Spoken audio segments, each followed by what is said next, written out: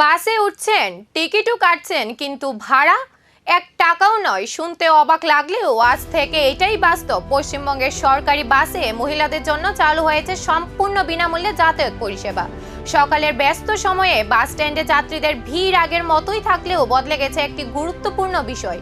মহিলাদের আর দিতে হচ্ছে না কোনো ভাড়া। বাসে উঠলেই হাতে তুলে দেওয়া হচ্ছে জিরো ব্যালেন্স টিকিট। আধার, ভোটার প্যান সহ নির্ধারিত পরিচয়পত্রের যে কোনো একটি দেখালেই মিলছে এই সুবিধা। শুধু শহরের রোজ নয়, দূরপাল্লার সরকারি বাসেও কার্যকর হয়েছে নতুন এই ব্যবস্থা। এরই মধ্যে ভবিষ্যতে বিশেষ স্মার্ট কার্ড চালুর পরিকল্পনার কথাও জানা গেছে। যদিও কবে থেকে তা চালু হবে সেই বিষয়ে এখনো স্পষ্ট ঘোষণা নেই, কিন্তু এই উদ্যোগে খুশি মহিলা যাত্রীরা। তাদের মতে প্রতিদিনের যাতায়াত খরচ কমার পাশাপাশি পরিবারের আর্থিক সাশ্রয়েও বড় ভূমিকা রাখবে এই সিদ্ধান্ত।